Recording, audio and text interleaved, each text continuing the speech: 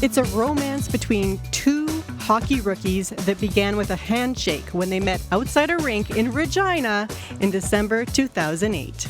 Anyways, I should go. They're waiting for me, but good luck in the tournament.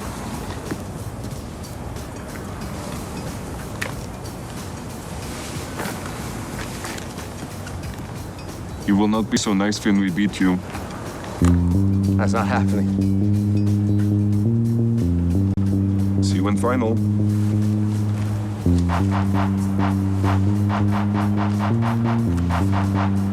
It may be cold in Saskatchewan, but here at the International Prospect Cup, fans are hoping for something hot on the ice. Canada-Russia final showcasing the two most talked about prospects in the world. Canada's Shane Hollander and Russia's Ilya Rozanov. And it's still cold here in Regina, but Heated Rivalry is on fire around the world. The Canadian TV show has taken the world by storm.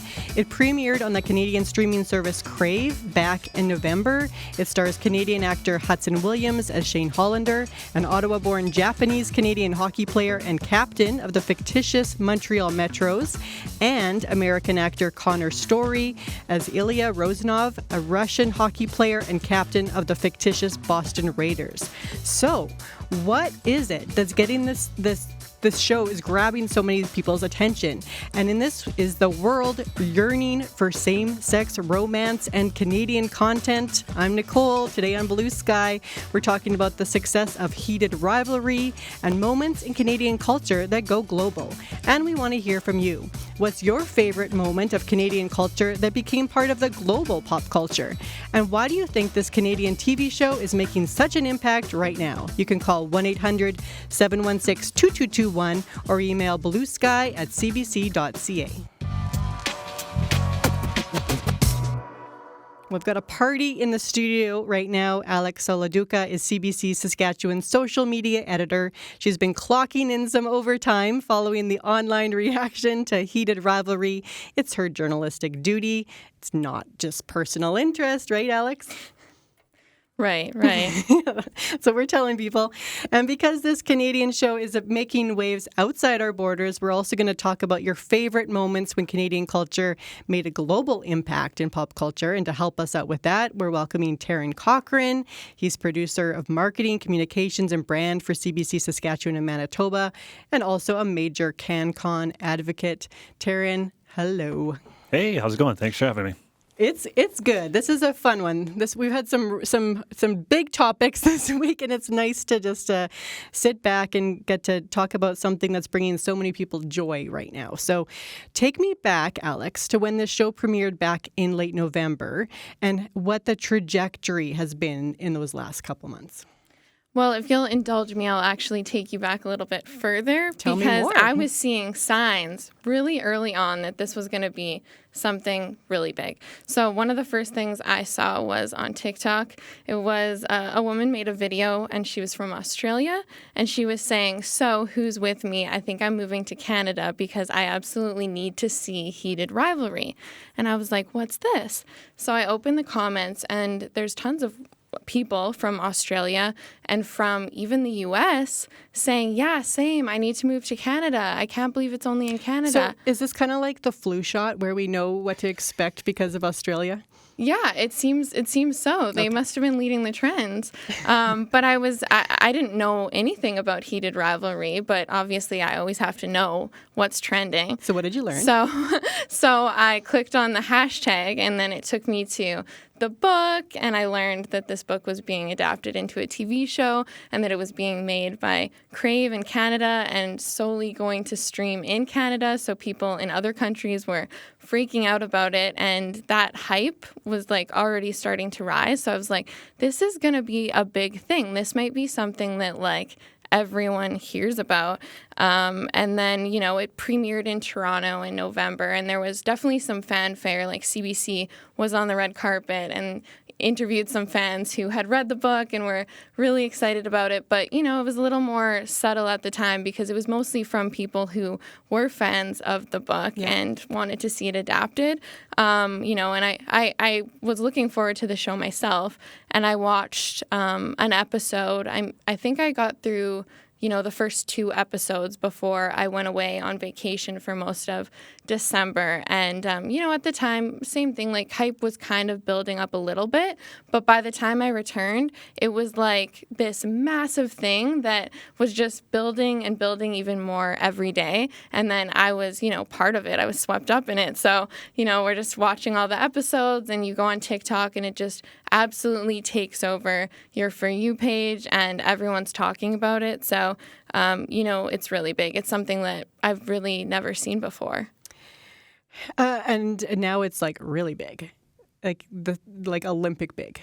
Tell me more. It's huge. And, I have to give credit to the fans of the show because it's kind of been a grassroots movement from the beginning. People joke that it's almost like a new religion and you have to go door to door and recruit people to watch it. Like people are evangelical texting about it. Yeah. their cousins, texting their moms, and by people, I mean myself. And we're getting everyone on board. And like I said, it's just taken over social media in a way that I just can't remember seeing before with something else. So there's tons of fan edits to the show, which is when people take like popular songs and they clip edits, like scenes from the show together to make it match the song perfectly. So let me just say it matches perfectly to Taylor Swift's entire discography. And there's also been some compelling One Direction edits. My favorite's Perfect, but there's also a really, really popular Rock Me edit. So look it up if you want.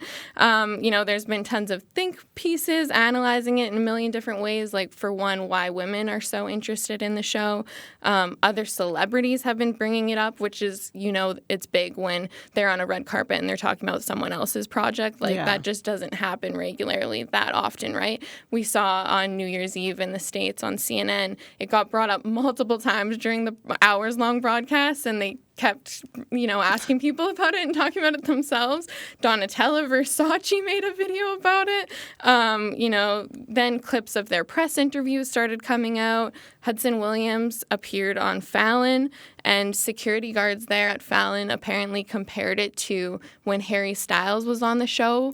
This is wild. No, they said, they have celebrities all the time, but the amount of people waiting outside has not been seen since Harry Styles. That's crazy. He walked in Milan Fashion Week. Episode 5 was one of the highest rated episodes of television on IMDb. It was up there with Breaking Bad right away. And then now HBO is actually taking it onto TV and rolling it out episode by episode in its own way, when it wasn't even supposed to be streaming in the U.S., like I mentioned.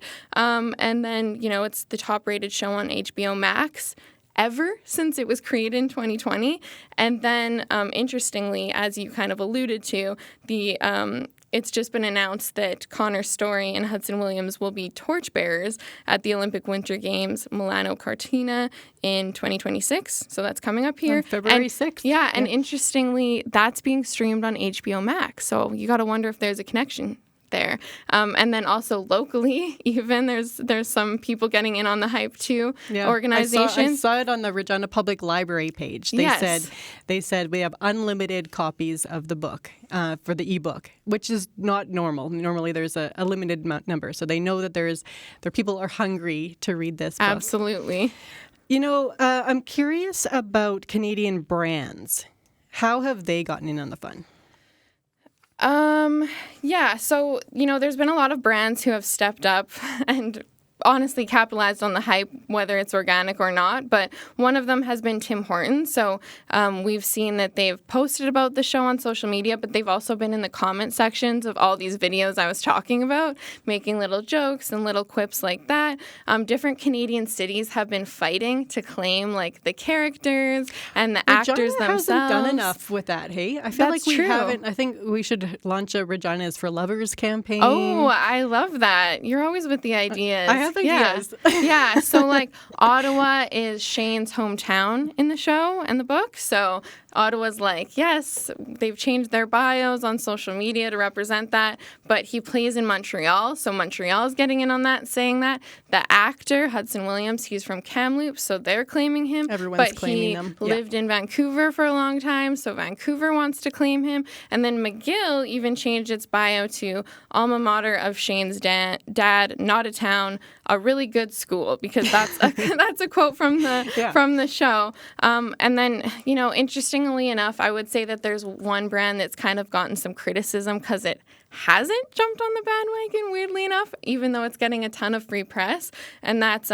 Canada Dry Ginger Ale. So in the show, that's Shane's drink of choice. Yeah, and it he's kind of trying not to drink alcohol. Exactly. He's a serious athlete. Yeah. Exactly. And it kind of almost becomes like representative of a love language when people in his life, there are multiple characters who like stock it in their fridges for when he comes over, and they recognize that that's his drink and they have it ready for him. And it's kind of a cute thing. But like Canada Dry has noticeably... Maybe they can't afford him. They've been noticeably absent, and it makes you wonder why. Is it intentional? Is it not? They made like one post about it. Yeah, exactly. People are making their own ads for Canada Dry just for fun on social media with clips of him. He's drinking it on the press tour. Like, come on, Canada Dry, where are you? We'll wait for the what's the ad show on CBC? Taryn. Oh my God, put me on the spot. It was Terry O'Reilly. Terry O'Reilly. Oh. I used to always listen to it too. Anyways, I'm just waiting for him to latch on to this and for him to make an episode about this, because this is exactly what you want if you're a brand. And I'm curious about the NHL, the age of persuasion. How has the NHL responded? So Commissioner Gary Bettman was just asked about Heated Rivalry on the weekend in an interview, like a press junket thing. Mm-hmm. And he said, he's watched it. He claims to have binged it. He said, I watched all 6 episodes in one night. He said it was well done. And, he seemed to be really excited about certain things he could spot in the show that happened in real life that the NHL was either a part of or that their players were a part of. So real life events like the Sochi Olympics and like the All-Stars game in Tampa, which were in the show, but it's gotten some criticism overall because while they're ready to kind of capitalize on this hype and this newfound kind of interest with women and 2S LGBTQ plus, fans and potential fans, maybe finding a home as fans for the NHL, people are wondering, have they done enough to deserve that, to be inclusive, And we'll talk more about that after 12:30 because we have a guest coming in who's looking at that particular question and just what this means under these contexts.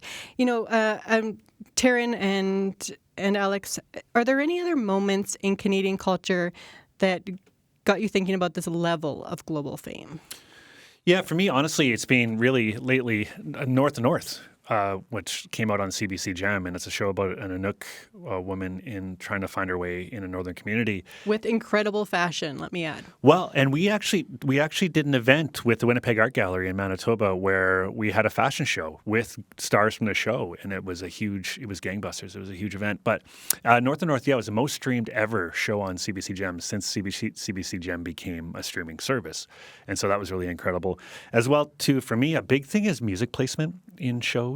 And one of them recently there's a band, your grandparents would know it, but they're called the Irish Rovers. Very big. And me. Yeah. But the Irish Rovers actually got their song Drunken Sailor, which went viral in 2008 thanks to a video game and some online presence. They got placement in Landman on Paramount Plus. And because of that, in the specific scene it was in, they're viral again. And I mean, this is a band that's been around for 60 plus years. They actually aren't Canadian, but in the 70s, they were representing us so much at expos that Prime Minister Pierre Trudeau actually said, you have to become Canadian citizens. Like, you're doing so much for our country. And so since then, they have officially been. So we adopted them. So which is fantastic. And then, of course, there's also scenarios, too, with like the Raccoons coming back to life, the CBC cartoon, celebrated 40th anniversary. But they're coming back in a marketing sense. I mean, this is a cartoon that was famous in 180 countries when it came out. It was at CBC. I had no idea that it was that popular around the world. Yeah. Huge. I mean, Matt Howard, our British coworker, watched it as a kid which to me is fascinating. Yeah. As well, it's like they're releasing a DVD in Germany right now. They've got their own hot chocolate to gourmet village. They've completely remastered the entire show into 4K, and it's available online. And then there's also some other huge news coming down the line too from the music of it. But yeah, it's those are just a few examples of moments where you go, I'm very proud to be Canadian, and I'm very proud that people see what we can and will do and are capable of doing. Similar to Heated Rivalry, like. This is the high quality that we should be known for, but we're so humble we don't tell people how great stuff is until The it's humblest. the humblest, right? Exactly. For me, kind of just the way that it went 0 to 100 so fast kind of reminded me of like Justin Bieber's rise, because he was, basically discovered off the street and was making like YouTube videos and busking and stuff like that. And, like Usher loved him. And then next thing you know, he's huge, and, he's been huge. Like he's stayed that person, and people never forget that he's Canadian, I don't think, and he never lets people forget that. Like that is a big part of his brand too, I would say. So yeah, just seeing like that hype and just how big he is, and him being like a household name, I think that's kind of reminding me of this too. And I think people are hoping that these actors will have that same longevity and go forward and make amazing projects, and who knows, win an Oscar or what else they have on the horizon. You just never know, really. I think also about Just for Laugh gags. I've been on a bus in Cambodia and Just for Laugh gags. It's everywhere. And I think that part of that is just that people have a sense that Canadians are funny, that we have a sense of humor. Like our most popular people, Ryan Reynolds, we have funny people in this country, absolutely. and we're known for that. Yeah. But we're also known for like a lot of gay icons. Katie Lang, Tegan and Sarah. Go on. The list goes on. Yeah, on Taryn. and on. Jeremy Dutcher, recent days, Orville Peck. I mean, which is fantastic, and I think it's so wonderful. Even in Heated Rivalry, Celine Dion, not gay, but gay icon. iconic. Well, same with Cher too, right? Yeah. Like from an American standpoint. But I think it's so fantastic that with Heated Rivalry and the music industry and stuff too, that it's normal now, which I think is awesome and necessary. And I think that's fantastic. So, Taryn, has it made it into your house, Heated Rivalry? Oh, well, I can't go on too much about this because it'll cause a divorce, but the love of my life, who tells me not to talk about her on the radio, just don't tell her. When she gets into something, she gets real into it in the funnest, most positive way. She was on a series of Turkish soap operas for a while, and she had watched everyone to the point she was actually learning how to speak Turkish. But with Heated Rivalry, it's that's dedication. She watched every. So she'll be learning Russian next. Yes. Well, I bet. And it's like watch the series on her own. Encourage a friend to watch it with her. Encourage another friend to watch it with her. Encourage a group of friends to watch it together. Listen to the music. Like it's just. Every single aspect of it. And when I think I'm being a great husband and I text her something like, oh, you'll never believe what I heard about the show, she already knows it, obviously. Yeah. So she's one of those evangelical watchers. Oh, 100%, yeah. I don't think there's a way to just be like partially into Heated Rivalry. Like I haven't really met anyone that's like lukewarm on it. Yeah. So what's next? I mean, I just finished watching the 6 episodes last night and I'm like, now what? Do you have anything that I can watch now, Alex? Is there more to come? More to come. Yeah. Well, there's season 2 on the horizon, but sadly, it's not really expected until 2027 because the creator, Jacob Tierney, says he hasn't even written most of it, if any of it, at this point. But he has specifics of what he wants to do for it because it's also based on another book by the same author. So yeah, I think it'll be exciting to see that, and I think fans are really looking forward to it. I think something notable about the show is that it is a happy show, and a lot of times these stories aren't so happy. There seems to be like trauma and sadness involved in them, and I think we can look forward to just like more happiness and I excitement. think that's part of also what we need right now. The same way that Schitt's Creek was what I needed during COVID lockdown. This is something that in this heavy news cycle, it's nice to be able to escape for an hour here and there and watch some joy. And Schitt's Creek mention, the actor who plays Scott Hunter was actually in an episode of Schitt's Creek. So time for a rewatch so you can spot him in that on CBC Gem. Taryn, you can tell your wife. She already knows. There's no point. Like, There's nothing this woman doesn't know. Come no, on. there's no We can't point. stump her. And I'll tell her that, and she'll be like, I obviously know that. It's episode whatever this happens. Yeah. Well, you keep us updated when that next season's coming out, and we'll have to have a watch party or whatnot. But Or you can come to my house. okay, that Open sounds invite. good. Perfect. I mean, maybe I'll be by there that too. point it'll be in the rink or something. They'll have They'll have to. they'll yeah. have to do it. Sponsored by Canada Dry. Oh, hopefully. let's hope. Hopefully. Fingers crossed. Step up. Okay. Well, I really appreciate both of you making the time to join me today and to help our listeners. For people who didn't know, I feel like people have a really good sense now about the show and like why it's such a big deal right now. So thank you so very much. Thank you. Thank you so much. I'm Nicole Huck. You are listening to Blue Sky all across Saskatchewan. And while it's cold outside, we are heating things up on the show, talking about Canada's new gay hockey TV show, Heated Rivalry, and why it's resonating with audiences. If you have been watching the show or you have ideas about why this is having a moment right now, you can call 1-800-716-2221 or you can email bluesky@cbc.ca. Now, my next guest is Claire Carter, professor of Women and Gender Studies in the Department of Gender, Religion, and Critical Studies at the University of Regina. She's also the author of Who's Coming Out to Play? Disruption and Disorientation in Queer Community Sports. And Claire is on the line now. Welcome to Blue Sky. Thanks so much for having me. It's a pleasure to be here. So, Claire, you watched the show on the weekend. I guess you binged it. What did you think? I loved it. Yeah, I similarly, I think to what your other guests were saying, I'd heard about it and it was kind of on my list for a while, and this kind of gave me the push to actually watch it.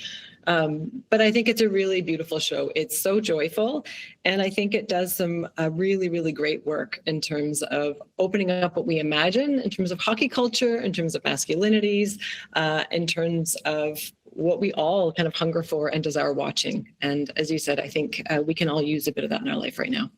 What were you hearing about it before you dove in? I mean, basically, there were a lot of kind of hints that this is kind of a soft porn show, that it's kind of, almost some comedic jokes about bringing hockey and gay culture together.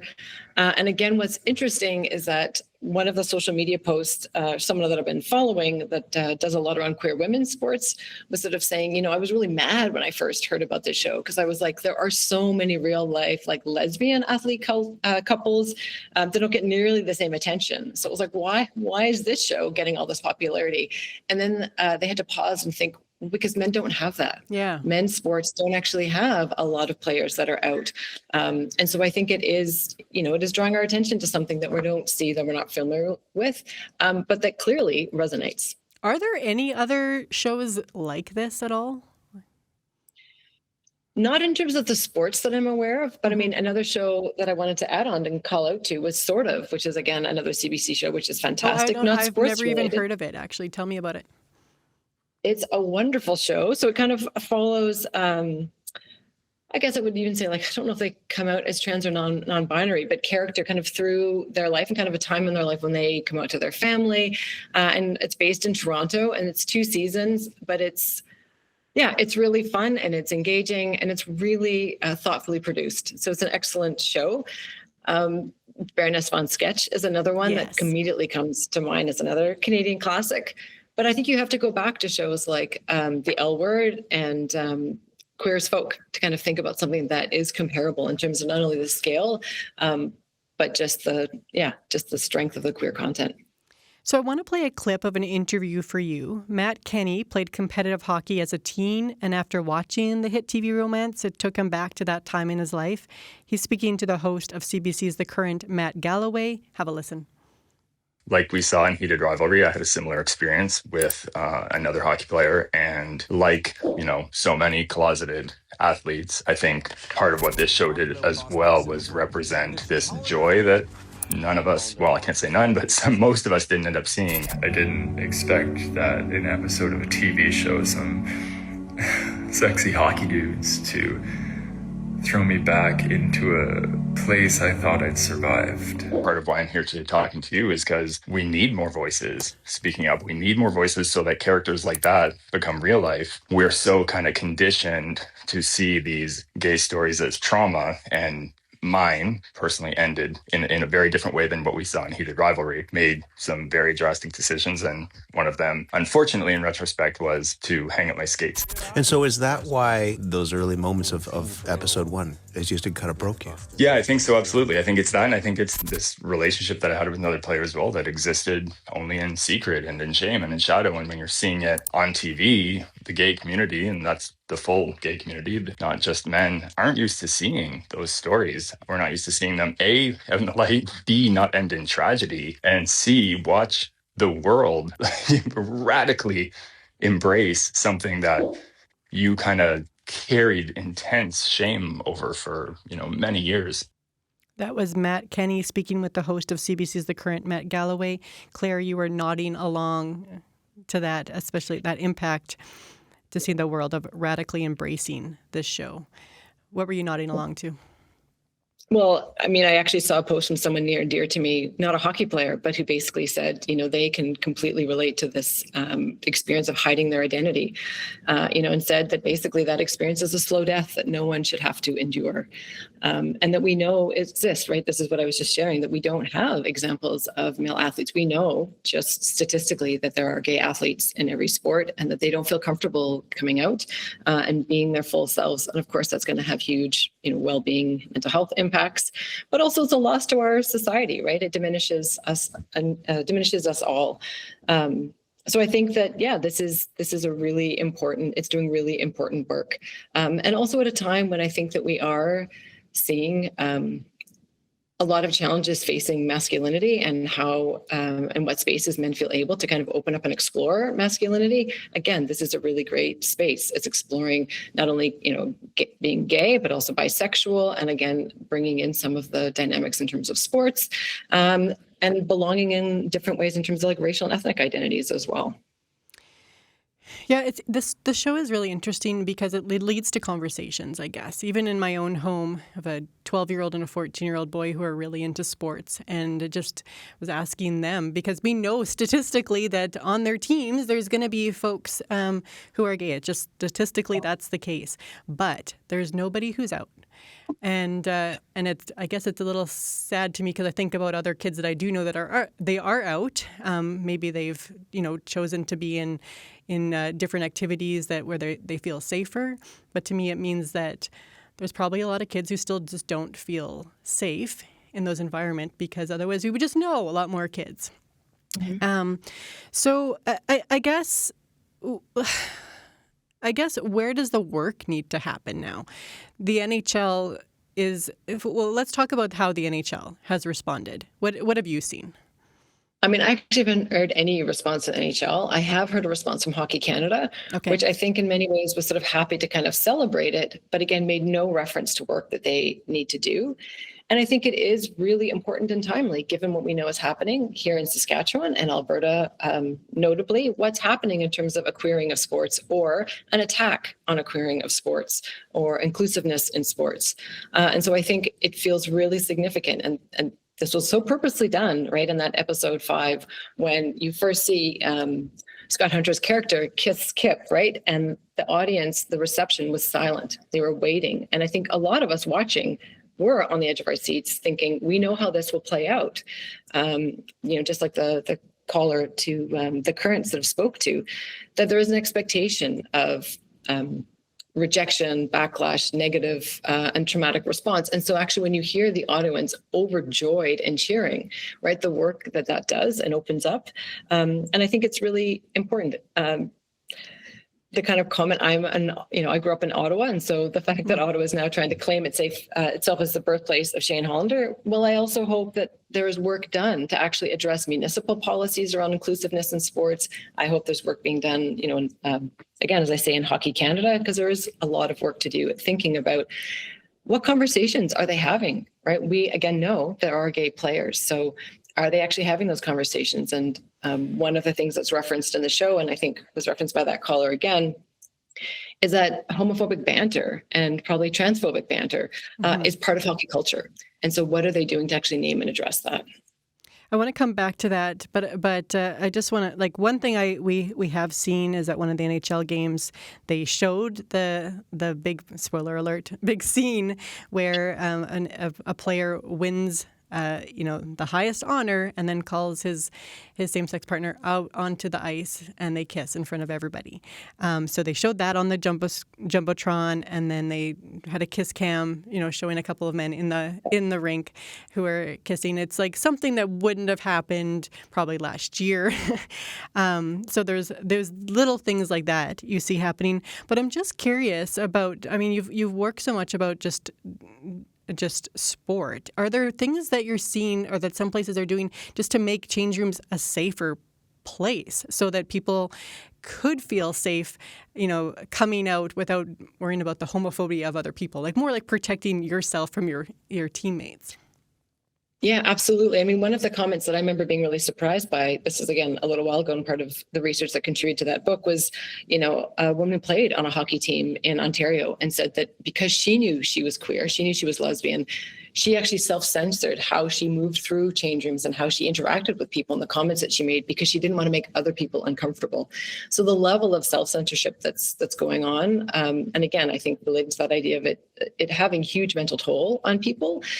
I think the development of inclusive bathrooms and change rooms is enormous for all of us, that there can be spaces where you can be comfortable being around other people, but that there are single stalls to get changed in. We have the capacity. It's so easy, and it actually supports everybody. And one of the things that really came out of the book to me that was the most rewarding is that when you start to make small changes to be inclusive, like a lot of queer women's sports leagues are moving towards becoming trans inclusive, it opens you up to think about, oh, well, how do we actually support, players that have different abilities? So how do we expand our accessibility? Oh, I noticed that, for the last few years, most of our volunteers are all white. How do we address the racism within the, within our league? So it allows that opportunity to kind of think about, who is coming out to play, and what does that say about us and the space that we want to foster and create? Like, could we imagine the scene like this happening at a Pats game, right? And what needs to happen for that to be the case? It is. That's a great question. I'm curious to see if we do see anything within the Saskatchewan context. Again, this is it. They met here in the show in Regina. There is an opportunity. Here, right? Yeah, there is an opportunity to claim this and that as a place where for queer love. I want to talk about the importance of having a happy ending in this show. And what does it mean for audiences who are watching it, for them expecting something to go wrong and to not see it go wrong? I don't think it can be overstated. It's enormous, right? There is a well-documented track record within popular media, pop culture representations of queerness that one of the characters has to die, or they have to move away, or something has to happen that they can't have that happy ending. And I mean, they really, again, spoiler alert, they really give you that happy ending. I mean, they're like driving away into the sunset. Like it's pretty picture perfect. So yeah, I think it's incredible. And again, does a lot of that healing work. I mean, even, again, I feel like I'm now spoiling moments of the show. You know what? It's like, it's okay. It's just what happens. It's going to happen. A scene when Shane gets hit, right? And I think there's that moment, because I had heard in advance that, episode five, it's huge. And so when Shane gets hit, I thought, oh, this is what's happening. Of course, there's going to be some kind of tragic thing. He's going to die, or it's going to have a huge impact on their relationship, or we're going to be left hanging for another season, whether or not they'll get together. And so the fact that they actually turned that around and that wasn't what happened. I think it's going to have a huge moment of cultural healing in many ways.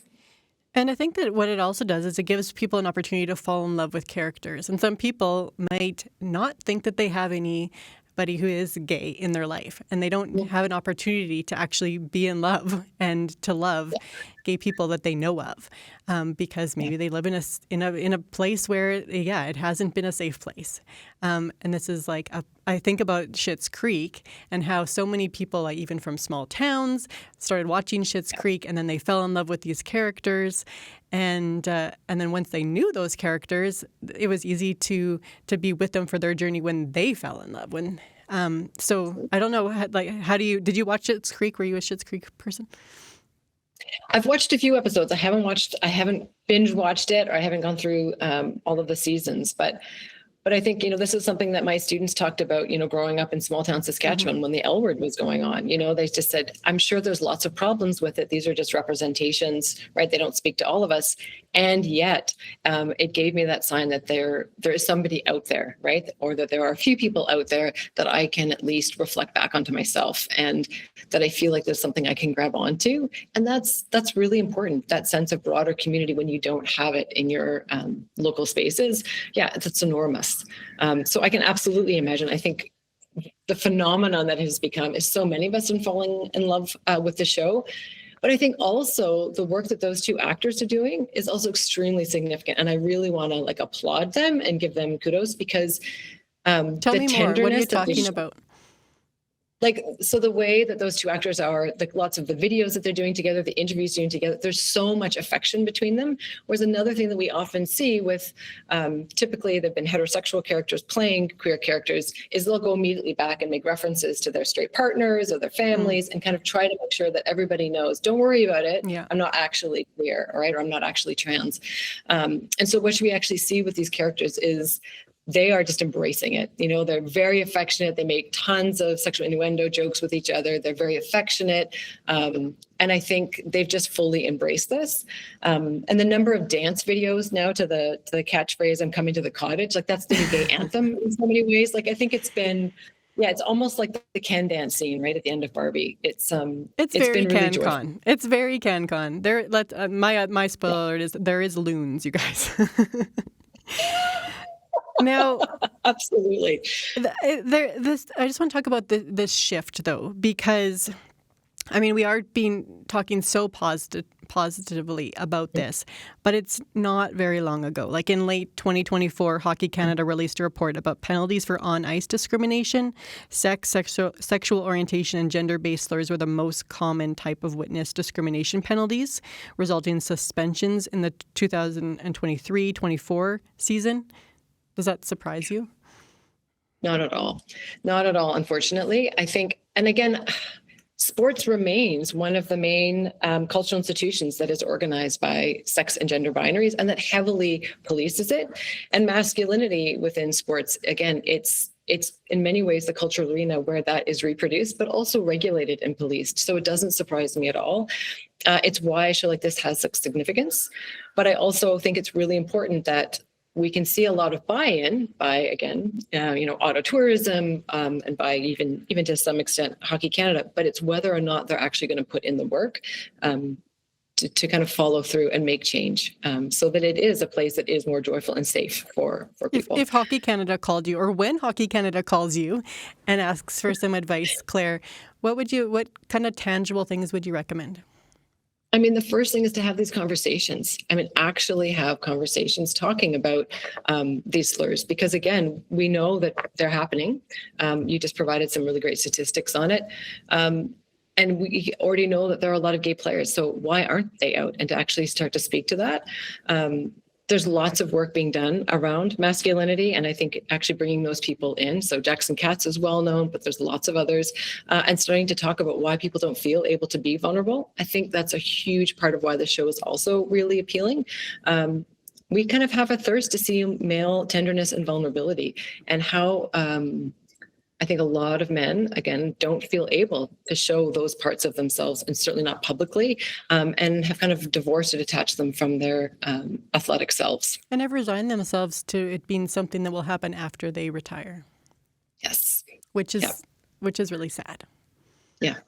And so what are the things that leagues, teams, coaches, captains are doing to actually say, no, this is possible for you now. We want to make it possible for you now. And again, not to just look at it, queerness and transness, but also to extend that, right? We also know that the league is pretty well known to be kind of a white dominated league as well. So what are other changes that they're doing to kind of speak to that? Yeah, which is why this show is so great. And it's there's a lot happening. What do you think is uniquely Canadian about this show and the people around the world are are watching it right now, and like what message are we sending? Is there more of an appetite for this, and it's something that Canada can give that?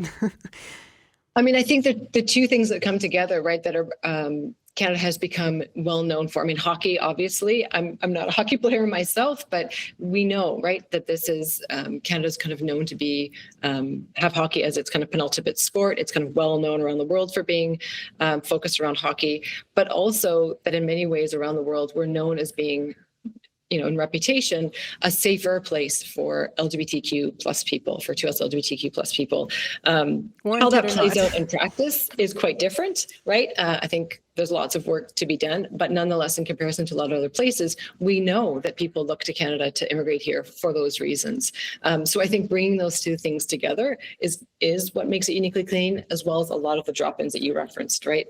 So some of the stereotypes about nature and the loons, and again, the college, that's a pretty Ontario, maybe Saskatchewan-based thing too as well. Yeah, it's the cabin. Yeah, there you go. There you go. So there's lots of reference that way, but I think really it is those two big pieces: the focus on hockey and 2S LGBTQ rights. I want to leave this conversation with you with a look at some of the things in community where you've seen maybe queer athletes creating safe spaces. If people are listening right now and they're like just hungry for that kind of thing, where can they turn to?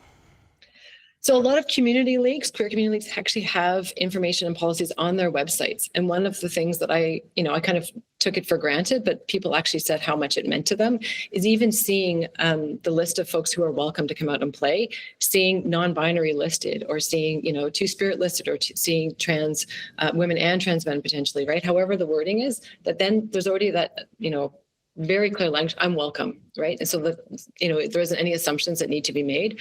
It's one of the things that's happened, for example, within queer community, is that sometimes there'll be that broad language, but then when they get there, there's gatekeeping. And so a really huge thing is to go and look at those websites and see the work that's being done there.